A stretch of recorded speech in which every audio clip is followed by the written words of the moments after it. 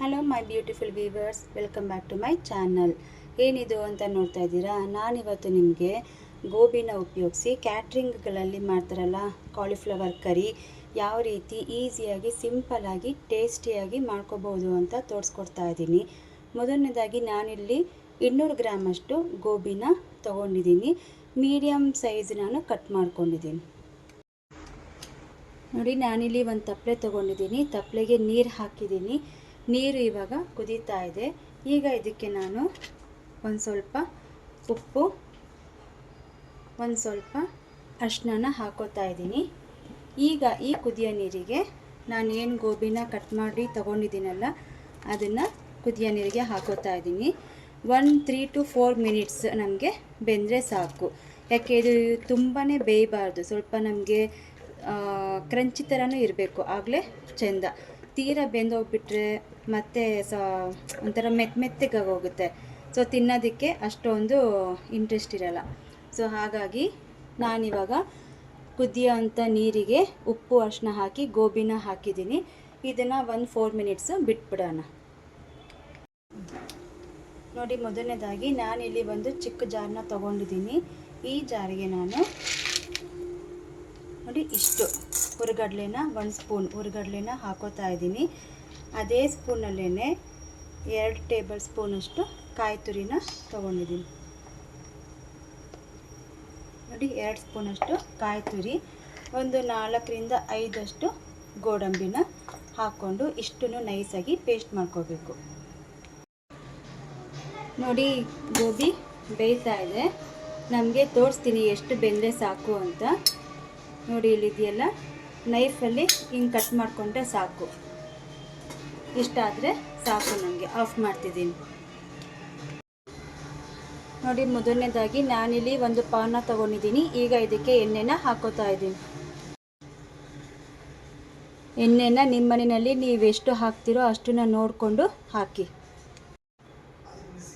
ನೋಡಿ, ಇಲ್ಲಿ ಎಣ್ಣೆ ಕಾದಿದೆ. ಈಗ ನಾನಿಲ್ಲಿ 1 ಟೀ ಸ್ಪೂನಷ್ಟು ಜೀರಿಗೆನ ತೊಗೊಂಡಿದ್ದೀನಿ. ಇದಕ್ಕೇನೆ ಸ್ವಲ್ಪ ಕಸೂರಿ ಮೇಥಿನ ಹಾಕೋತಾ ಇದ್ದೀನಿ. ಆಗ ನಿಮಗೆ ಕರಿ ಬಂದು ತುಂಬ ಅರೋಮಾ ಕೊಡುತ್ತೆ ಮತ್ತು ಟೇಸ್ಟು ಸಹ ಕೊಡುತ್ತೆ. ನೋಡಿ, ಚೆನ್ನಾಗಿ ಕಸೂರಿ ಮೇಥಿ ಜೀರಿಗೆ 2 ಗಮ್ ಅಂತಿದೆ. ಈಗ ಇಲ್ಲಿ ನಾನು 1 ಈರುಳ್ಳಿನ ಸಣ್ಣದಾಗಿ ಚಾಪ್ ಮಾಡಿ ತೊಗೊಂಡಿದ್ದೀನಿ. ಈಗ ಇದನ್ನು ಹಾಕ್ಕೊಂಡಿದ್ದೀನಿ. ಈರುಳ್ಳಿ ಬೇಯೋದಕ್ಕೆ ಸ್ವಲ್ಪ ಉಪ್ಪನ್ನು ಆ್ಯಡ್ ಮಾಡಿದ್ದೀನಿ. ಈರುಳ್ಳಿ ಸ್ವಲ್ಪ ಚೆನ್ನಾಗಿ ನಮಗೆ ಫ್ರೈ ಆಗಬೇಕು, ಅಲ್ಲಿವರೆಗೂ ನೀವು ಚೆನ್ನಾಗಿ ಫ್ರೈ ಮಾಡ್ಕೊಳ್ಳಿ. ನೋಡಿ, ಈರುಳ್ಳಿ ಫ್ರೈ ಆಗ್ತಿದೆ. ಈಗ ನಾನಿಲ್ಲಿ 3 ಹಸಿಮೆಣಸಿನ್ಕಾಯಿನ ತೊಗೊಂಡಿದ್ದೀನಿ. 2 ಭಾಗ ಮಾಡಿದ್ದೀನಿ. 1 ಹಸಿಮೆಣಸಿನ್ಕಾಯಿನ ನಿಮ್ಮ ಮನೆಯಲ್ಲಿ ಹಸಿಮೆಣಸಿನ್ಕಾಯಿ ಯೂಸ್ ಮಾಡೋಂಗಿದ್ರೆ ಹಾಕಿ, ಇಲ್ಲ ಅಂದರೆ ಸ್ಕಿಪ್ ಮಾಡಿ. ಯಾಕೆ ನಾವು ಖಾರದ ಪುಡಿನೂ ಸೇರಿಸೋದ್ರಿಂದ ಹಸಿಮೆಣಸಿನ್ಕಾಯಿನ ಬೇಕು ಅಂದರೆ ಹಾಕ್ಕೊಳ್ಳಿ. ನಾನಿಲ್ಲಿ ಸ್ವಲ್ಪ ಟೇಸ್ಟ್ಗೋಸ್ಕರ ಹಾಕಿದ್ದೀನಿ.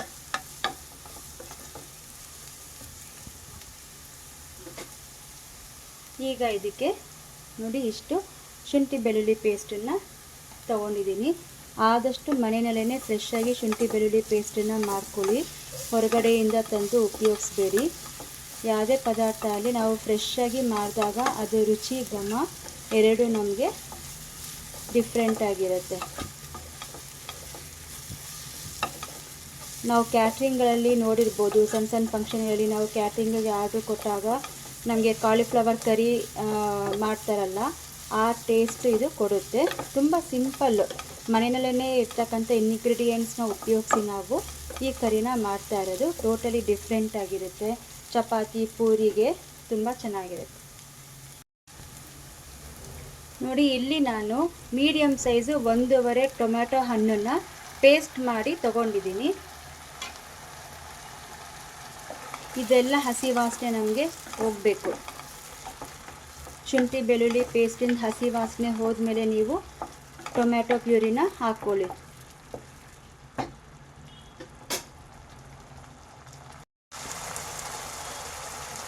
ಈಗ ಇದಕ್ಕೆ ನಾನು 1/4 ಸ್ಪೂನಷ್ಟು ಅರಿಶಿನ ತೊಗೊಂಡಿದ್ದೀನಿ.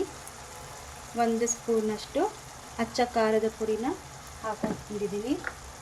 1 ಸ್ಪೂನಷ್ಟು ಧನಿಯಾ ಪುಡಿನ ಹಾಕ್ಕೊಂಡಿದ್ದೀನಿ.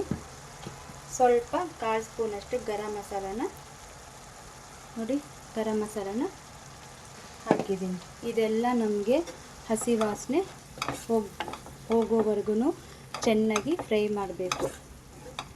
ಯಾವುದೇ ಆಗಲಿ ಹಸಿ ವಾಸನೆ ನಮಗೆ ಹೋದ್ಮೇಲೆ ಚೆನ್ನಾಗಿ ಮಸಾಲೆ ಫ್ರೈ ಆಗುತ್ತಲ್ಲ, ಆವಾಗಲೇ ಕರಿ ನಮಗೆ ಚೆನ್ನಾಗಿ ಟೇಸ್ಟ್ ಕೊಡೋದಕ್ಕೆ ಸಾಧ್ಯ ಆಗೋದು. ಸ್ವಲ್ಪ ಟೈಮ್ ಕೊಟ್ಟು ನೀವು ರುಚಿಯಾಗಿ ಮಾಡಿಕೊಟ್ಟಾಗ ಮನೆಯಲ್ಲಿ ಎಲ್ಲರೂ ಇಷ್ಟಪಟ್ಟು ತಿಂತಾರೆ ಖುಷಿಯಾಗಿ. ನೋಡಿ, ಇದು ನಮಗೆ ಸ್ವಲ್ಪ ಚೆನ್ನಾಗಿ ಫ್ರೈ ಆಗಬೇಕು. ಈಗ ಲಿಡ್ನ ಕ್ಲೋಸ್ ಮಾಡ್ತಾ ಇದ್ದೀನಿ. ನೋಡಿ, ಮಸಾಲೆ ಎಲ್ಲ ಚೆನ್ನಾಗಿ ಫ್ರೈ ಆಗಿ ಆಯಿಲ್ನ ಬಿಟ್ಕೊಂಡಿದೆ. ಈಗ ಇದಕ್ಕೆ ನಾನು ಕಾಯಿ ತುರಿ, ಹುರಿಗಡಲೆ, ಗೋಡಂಬಿ ಹಾಕಿ ಏನು ಪೇಸ್ಟ್ ಮಾಡ್ಕೊಂಡಿದ್ನಲ್ಲ ಅದನ್ನು ಇದಕ್ಕೆ ಆ್ಯಡ್ನ ಮಾಡ್ಕೋತಾ ಇದ್ದೀನಿ. ನೀವು ಇದನ್ನು ಎಷ್ಟು ನೈಸಾಗಿ ಪೇಸ್ಟ್ ಮಾಡ್ಕೊತೀರಾ ಕರಿ ಅಷ್ಟು ಚೆನ್ನಾಗಿ ಟೇಸ್ಟಿಯಾಗಿ ಬರುತ್ತೆ. ನೋಡಿ, ಪೇಸ್ಟನ್ನು ಈಗ ಹಾಕಿದ್ದೀನಿ. ಇದನ್ನು ಸಹ ನಮಗೆ ಚೆನ್ನಾಗಿ ಫ್ರೈ ಆಗಬೇಕು. ಇದು ಕೂಡ ಸ್ವಲ್ಪ ರಾ ಸ್ಮೆಲ್ ನಮಗೆ ಹೋಗಬೇಕು. ಈ ಥರ ಮಸಾಲೆನ ಫ್ರೈ ಮಾಡಬೇಕಾದ್ರೆ ಗ್ಯಾಸ್ದು ಫ್ಲೇಮ್ ಆದಷ್ಟು ಕಮ್ಮಿ ಇರಲಿ, ಯಾಕೆಂದರೆ ತಲೆ ಹಿಡ್ಕೊಳ್ಳೋ ಚಾನ್ಸಸ್ ಇರುತ್ತೆ.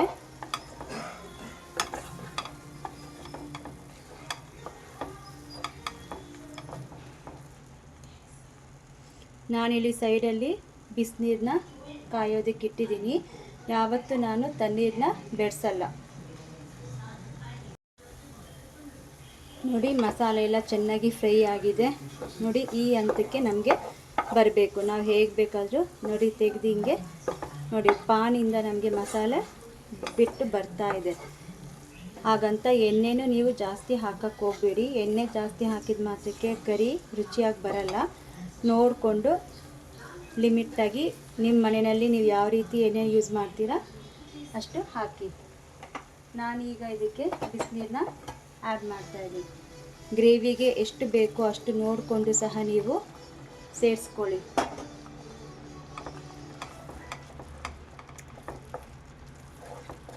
ನಾನು ಈರುಳ್ಳಿ ಬೇಯಬೇಕಾದ್ರೆ ಉಪ್ಪನ್ನು ಹಾಕ್ಕೊಂಡಿದ್ದೆ.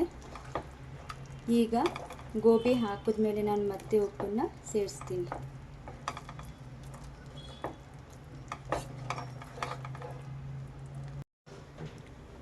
ನೋಡಿ, ನಾನೀಗ ಗೋಬಿನ ಹಾಕ್ಕೊಂಡಿದ್ದೀನಿ. ನಮ್ಮ ಮನೆಗೆ ಇಷ್ಟು ಕನ್ಸಿಸ್ಟೆನ್ಸಿ ಸಾಕು. ನಾನು ಕರಿಗೆ ಎಷ್ಟು ಬೇಕೋ ಅಷ್ಟು ನಾನಿಲ್ಲಿ ನೀರನ್ನ ಹಾಕ್ಕೊಂಡಿದ್ದೀನಿ. ಈಗ ಲಿಡ್ ಕ್ಲೋಸ್ ಮಾಡಿ ಚೆನ್ನಾಗಿದು ಕುದಿ ಬರಬೇಕು. ಒಂದು 5 ಮಿನಿಟ್ಸ್ ಚೆನ್ನಾಗಿ ಕುದಿಯೋದಕ್ಕೆ ಬಿಡೋಣ. ನೋಡಿ, ಈಗ ನಾನಿದಕ್ಕೆ ಸ್ವಲ್ಪ ಕೊತ್ತಂಬರಿ ಸೊಪ್ಪನ್ನ ಹಾಕೋತಾ ಇದ್ದೀನಿ. ಫ್ರೆಶ್ ಆಗಿರುವಂಥ ಕೊತ್ತಂಬರಿ ಸೊಪ್ಪು.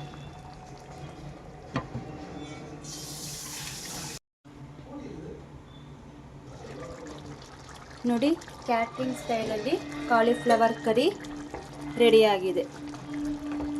ನೋಡಿದ್ರಲ್ಲ ಎಷ್ಟು ಈಸಿಯಾಗಿ ನೀವು ಈ ಥರ ನಾವು ಯಾವ ರೀತಿ ಕ್ಯಾಟ್ರಿಂಗಲ್ಲಿ ಆರ್ಡ್ರ್ ಕೊಟ್ಟಾಗ ಮಾಡ್ತಾರೋ ಅದೇ ಟೇಸ್ಟೇ ಬಂದಿದೆ. ನೀವು ಒಂದ್ಸಲ ಮನೆಯಲ್ಲಿ ಟ್ರೈ ಮಾಡಿ. ಇದಕ್ಕೆ ಜೀರಾ ರೈಸು, ಗೀ ರೈಸು, ಚಪಾತಿ, ಪೂರಿಗೆ ಸೂಪರ್ ಆಗಿರುತ್ತೆ ಕಾಂಬಿನೇಷನ್ನು. ಸೊ ನೋಡಿದ್ರಲ್ಲ ಫ್ರೆಂಡ್ಸ್, ಎಷ್ಟು ಈಸಿಯಾಗಿ ಕ್ಯಾಟ್ರಿಂಗ್ ಸ್ಟೈಲಲ್ಲಿ ನಾವು ಕಾಲಿಫ್ಲವರ್ ಕರಿನ ಮಾಡ್ಕೋಬೋದು ಅಂತ ತೋರಿಸ್ಕೊಟ್ಟಿದ್ದೀನಿ. ನೀವು ಮನೆಯಲ್ಲಿ ಒಂದ್ಸತಿ ಟ್ರೈ ಮಾಡಿ. ಬನ್ನಿ ಹಾಗಾದರೆ ಡಿಶ್ ಔಟ್ ಮಾಡೋಣ. ಈ ವಿಡಿಯೋ ನಿಮಗೆ ಇಷ್ಟ ಆದರೆ ಪ್ಲೀಸ್ ಲೈಕ್ ಮಾಡಿ, ಶೇರ್ ಮಾಡಿ, ಹಾಗೆ ಕಮೆಂಟ್ನ ತಿಳಿಸಿ.